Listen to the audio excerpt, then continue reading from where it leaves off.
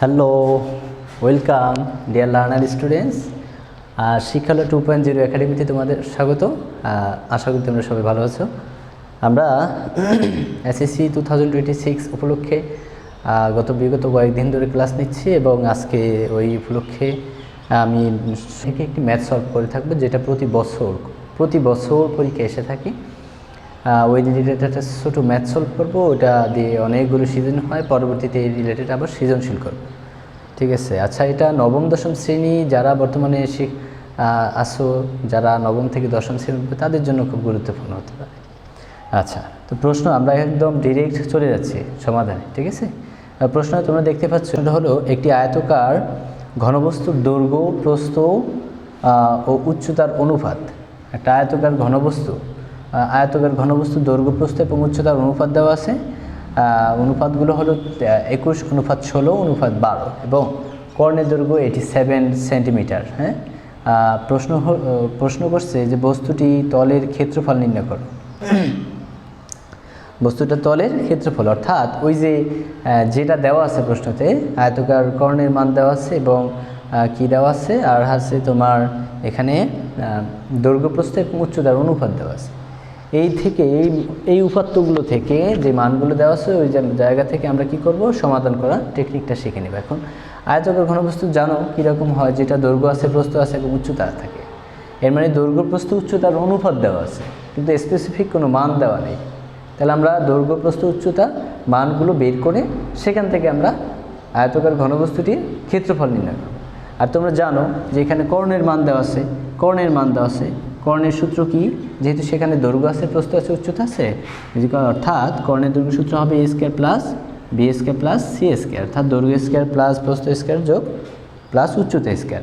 আর এখানে ক্ষেত্রফল যেটা দেওয়া আছে, যেহেতু এখানে আয়তকার ঘনবস্তু দুইটা দৈর্ঘ্য, দুইটা প্রস্থ, দুইটা উচ্চতা থাকে, অর্থাৎ ক্ষেত্রফলের সূত্র হচ্ছে 2 × ab যোগ bc যোগ c। এটা এই যে এখানে দেখো আমার কি দরকার আছে, এর মান দরকার, b এর মান দরকার, c এর মান দরকার আছে।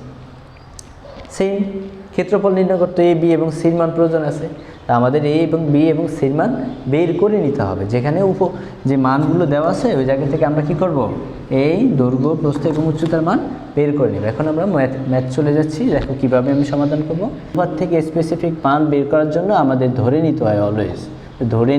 ধরি আয়তকার ঘনবস্তুর দৈর্ঘ্য লিখি শুধু। হ্যাঁ, দৈর্ঘ্যকে কত ধরতে পারি আমরা, যে মানটা দেওয়া আছে 21, আচ্ছা 21 দেওয়া আছে, এর মানে এটার সাথে আমরা একটা এক্স ধরে নিলাম, একটা চলক ধরে নিলাম। এই চলকের মান বের করে আমরা স্পেসিফিক মান কত সেটা পেয়ে যাব কর্ণের মান দিয়ে। আর হচ্ছে প্রস্থ দেওয়া আছে, প্রস্থ কত দেওয়া আছে, প্রস্থ দেওয়া আছে 16, আর এক্স আমরা ধরে নিয়েছি। এবং উচ্চতা কত দেওয়া আছে, উচ্চতা দেওয়া আছে এখানে উচ্চতা দেওয়া আছে 12 মিটার। হ্যাঁ, প্রত্যেকটা আমরা সেন্টিমিটার এককে ধরে নিব। ঠিক আছে, এই হচ্ছে আমরা ধরে নিলাম দৈর্ঘ্য হচ্ছে 21 সেন্টিমিটার, প্রস্থ হচ্ছে 16 সেন্টিমিটার এবং উচ্চতা হচ্ছে 12 সেন্টিমিটার। এখান থেকে দেখো তো আমাদের প্রশ্নতে কি কি মান দেওয়া আছে। আমাদের মান দেওয়া আছে কর্ণের দৈর্ঘ্য, একদম ডিরেক্ট কর্ণের দৈর্ঘ্যের মান দেওয়া আছে। এর মানে কর্ণের দৈর্ঘ্য সূত্র দিয়ে আমরা এই মানগুলো বসাই দিয়ে সেখান থেকে এক্সের মান বের করবো, আমরা স্পেসিফিক দৈর্ঘ্য, প্রস্থ এবং উচ্চতার মান পেয়ে যাব আমরা। অর্থাৎ এখন লিখতে পারি না যে আমরা প্রশ্ন মতে কর্ণের দৈর্ঘ্য ইকুয়াল টু কত দেওয়া আছে, কর্ণের দৈর্ঘ্য হচ্ছে কত দেওয়া আছে বলো তো, কর্ণের দৈর্ঘ্য দেওয়া আছে 87 সেন্টিমিটার। ঠিক আছে, এই মানটা দেওয়া আছে কর্ণের দৈর্ঘ্য। এখান থেকে কর্ণের দৈর্ঘ্য সূত্র তোমরা সবাই জানার কথা, বলো তো কর্ণের দৈর্ঘ্য সূত্র কি, একটু আগে বললাম আমি। কর্ণের দৈর্ঘ্য সূত্র হচ্ছে √a² + b² + c²। এই যে দেখো a² + b² + c²। আমরা a বলতে এখানে কোনটাকে ধরবো, a বলতে আমরা এখানে 21x ধরবো, b বলতে এখানে আমরা 16x ধরবো এবং c বলতে আমরা এখানে কত ধরবো, 12x ধরে নেব। আমরা যদি এখানে মানটা ধরে নিই তাহলে কত হয় বলো তো আমাদের, আমরা ধরে নিলাম এখানে যে a² অর্থাৎ 21x² প্লাস b², b বলতে এখানে কোনটা ধরলাম আমি, 16x পুরোটার উপরে হোল² প্লাস c², c বলতে 12x হোল²। বুঝো তোমরা বুঝো। আর এখানে 87 যেটা ধরে নিলাম আমি, 87 যেটা প্রশ্নতে দেওয়া আছে ওটা উঠিয়ে দিলাম। দেন দেখো তো কী করা যায় এখান থেকে আমাদের কাজ হচ্ছে এখানে বর্গ চিহ্নটা মানে ভ্যানিশ করে দেওয়া। এখন এই যে রুট চিহ্নটা ভ্যানিশ করতে গেলে আমাদের কি করতে হবে, রুট চিহ্নটা ভ্যানিশ করতে গেলে অলওয়েজ আমাদের কি করতে হবে, গত ক্লাসে আমি বলছিলাম এটা ম্যাথ সলভ করতে যায়, রুট সরাতে গেলে আমাদের উভয় পক্ষকে বর্গ করে দিতে হবে। কি করতে হবে বলো, বর্গ করতে হবে। তাহলে আমরা বর্গ করে দিলাম এখানে। একই সাথে দেখো তো, একই সাথে যদি আমি এখানে বর্গ করে দেই তাহলে আমাদের লাইনটা একটু ছোট হয়ে যায় না? আচ্ছা, এখানে আমরা কি করলাম, একই সাথে বর্গ করে দিলাম। হ্যাঁ, বর্গ করে তুমি এখানে ব্র্যাকেটে বলে দিতে হবে যে বর্গ করে। তাহলে আমাদের এই রুটটা থাকলো, এই রুট আর স্কোয়ারটা আমরা কেটে দিলাম। এখানে কত থাকবে, 21x স্কোয়ার থাকবে, 21x হোল স্কোয়ার থাকবে, আর কি থাকবে 16x হোল স্কোয়ার থাকবে, আর কি থাকবে বলো তো 12x হোল স্কোয়ার থাকবে। ইজিক্যাল টু কত, এটা যখন আমরা গুণ করব তখন কত আসবে বলো তো, 87 গুণ 87, 87 গুণ 87 আসবে 7559।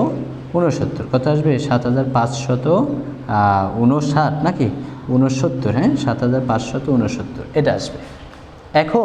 এখন দেখো আমাদের কি করতে হবে, আমরা এখান থেকে এই পুরোটার উপর স্কোয়ার, পুরোটার উপর স্কোয়ার, আবার এই পুরোটার উপর স্কোয়ার, অর্থাৎ এই পুরোটার উপর স্কোয়ার, 21x পুরোটার উপর স্কোয়ার, তাহলে 21 গুণ 21 গুণ করে দিতে হবে। কত আসবে, 21 গুণ 21 গুণ করলে আসবে 441x স্কোয়ার, এক্সের সাথে গুণ করলে কত হবে x স্কোয়ার, প্লাস 16 গুণ 16 কত হবে 256, এক্সের উপরে স্কোয়ার দিলে x স্কোয়ার, প্লাস 12 দুইটা গুণ করলে কত হবে 12 গুণ 2টা গুণ করলে 12 গুণ 12 হবে 144, x দুইটা গুণ করলে x স্কোয়ার, আর 7569 যেটা আছে ডান পাশে ওটা আমরা বসিয়ে দেব এখানে।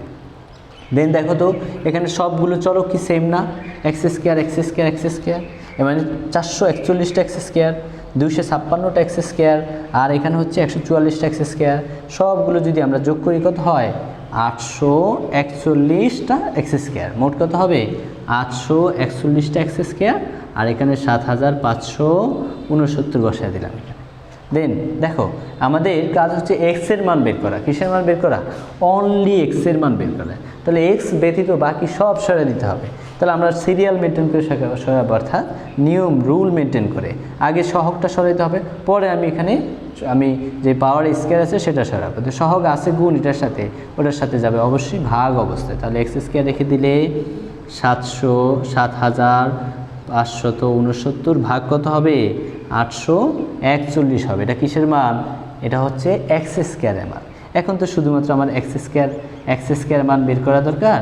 এক্স স্কোয়ার মান কত হবে এটা বলো তো, এটা যদি ভাগ করি তাহলে আসবে কত, এটা ভাগ করলে আসবে 9। কত আসবে 9, কত আসবে 9।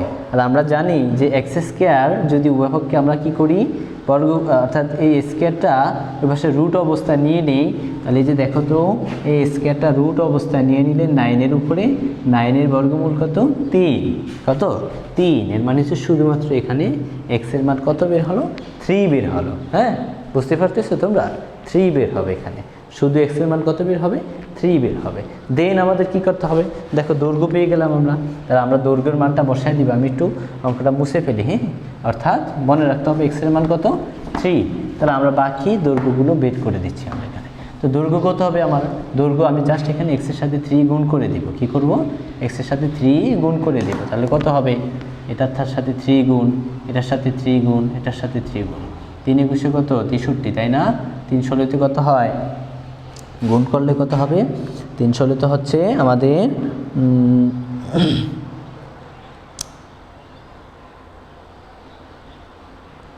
অর্থাৎ 3 ষোলোতে হচ্ছে এটা গুণ করে দাও, গুণ করে দিলে কত হয় 16 গুণ 3, অর্থাৎ 3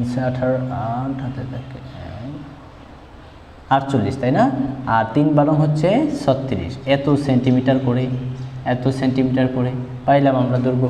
এখন যদি দৈর্ঘ্য পেয়ে থাকি, প্রস্থ পেয়ে থাকি এবং উচ্চতা পেয়ে থাকি, তাহলে বলো তো খুব ইজি হইতে তোমরা এখানে ক্ষেত্রফলটা বের করতে পারবে না, জাস্ট লিখে ফেলবা সুতরাং ক্ষেত্রফল। আর কিছু প্রয়োজন আছে, কিচ্ছু প্রয়োজন নেই। ক্ষেত্রফল কি সূত্র জানো, 2 × AB BC CA, তাই না।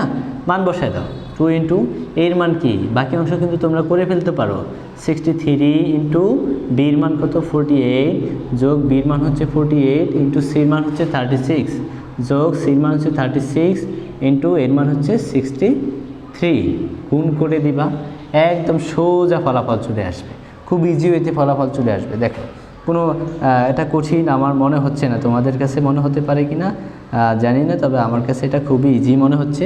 তোমরা জাস্ট এখানে ফলাফলটা বের করে বাকি অংশটুকু তোমরা পারবা না করতে পারবা?